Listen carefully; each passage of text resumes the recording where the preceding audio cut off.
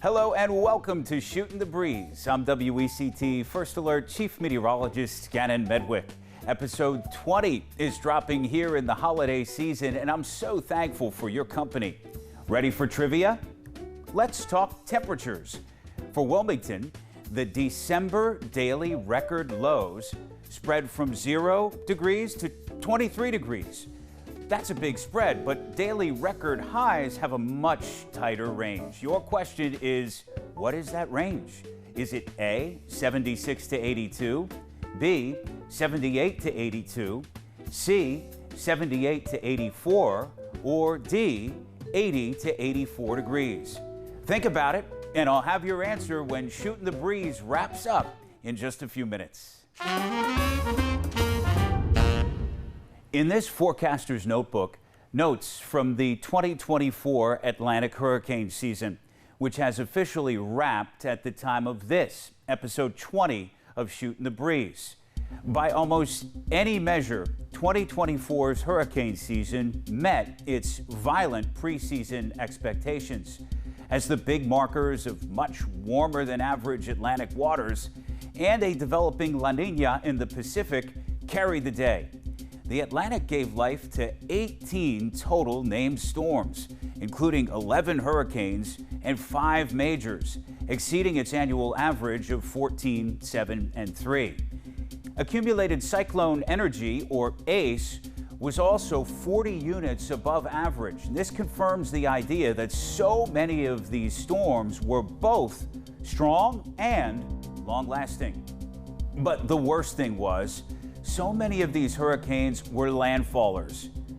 Beryl, which had become the Atlantic's earliest season Cat 5 on record in the Caribbean, went on to slam Houston in July. Milton ripped a trail of destruction across the Florida peninsula in October.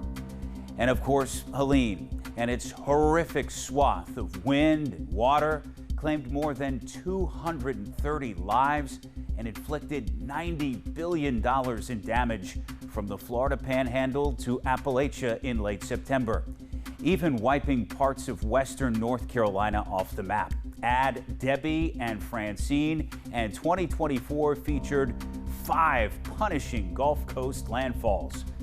The Cape Fear region stayed on the eastern edges of Debbie and Helene, enough for some flooding and tornadoes, but also enough to stay out of the main hurricane headlines. Unfortunately, though, 2024 confirmed a tropical system doesn't have to have a severe label to carry nasty impacts. On September 16th, a low-pressure system the National Hurricane Center flagged potential tropical cyclone 8 produced disruptive and locally destructive wind and flooding in the Cape Fear region, sadly killing a Southport man as he tried to traverse a water-covered road. PTC 8 never realized its potential to become a full-fledged tropical system. Ironically, and this is just this forecaster's opinion, but I think it would have been less impactful if it had. In staying frontal, 8 was able to leverage an exceptional amount of tropical moisture onto just one nearly stationary zone of explosive thunderstorms from southern New Hanover County to central Brunswick County. Locally and regionally, the scars of the 2024 Atlantic hurricane season will last a long time. Your First Alert weather team will roll its lessons into forecasts for many seasons to come.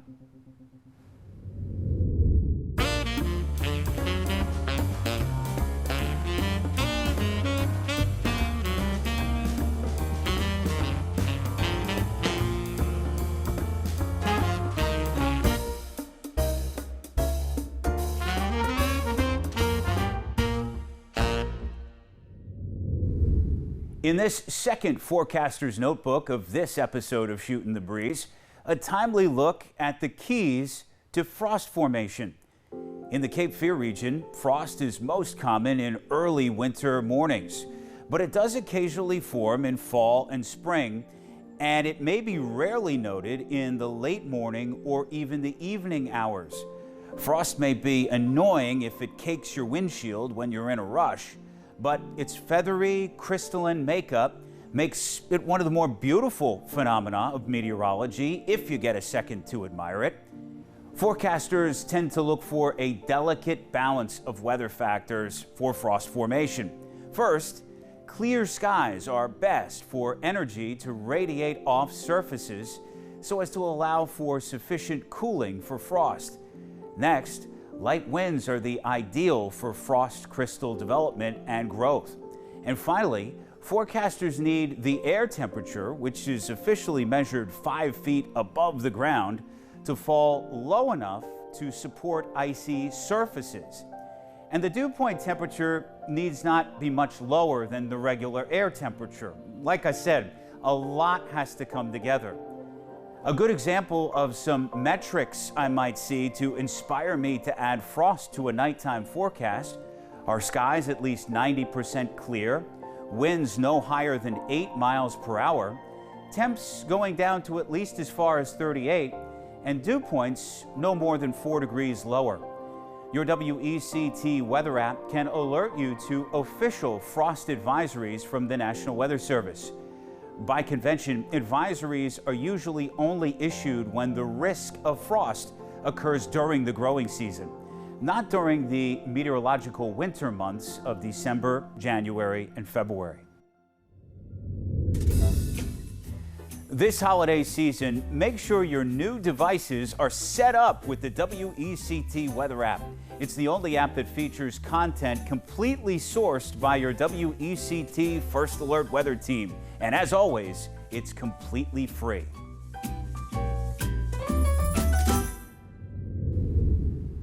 Shootin' the Breeze takes you behind the scenes at the WECT studios and First Alert Weather Center from time to time. And the focus here, our green screen.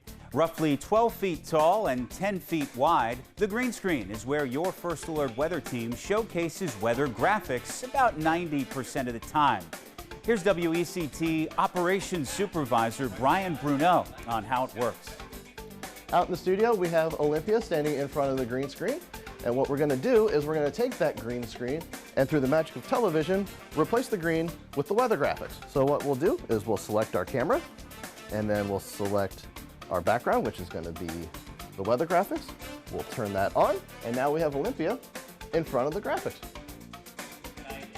2 side monitors and a front monitor help us meteorologists discern where to be and where to reference while at the green screen, and the weather maps it helps bring to life.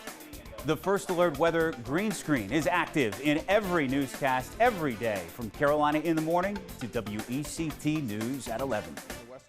Really won't be that much cold. How'd you do on this episode's trivia question? Wilmington's daily record highs in the month of December have a very tight range, and that range is 78 to 82 degrees. 78 is Wilmington's record for December 9th, 10th, 15th, 21st, and 23rd, and 82 is Wilmington's record high for a couple of days, December 7th and 8th. All other days' records are either 79, 80, or 81. So congrats if you selected B. That's it for this 20th episode of Shootin' the Breeze. Be sure to connect with me on these platforms if you have a question about a topic you saw here on Shootin' the Breeze. If you have a suggestion for a Cape Fear or Carolina weather item you'd like to see covered in the future, or if you just want to say hello and what's the good word. And as always, WECT.com/anywhere is a great place to find more unique WECT OTT content. Hope I'll see you for the next episode of Shootin' the Breeze, and take care.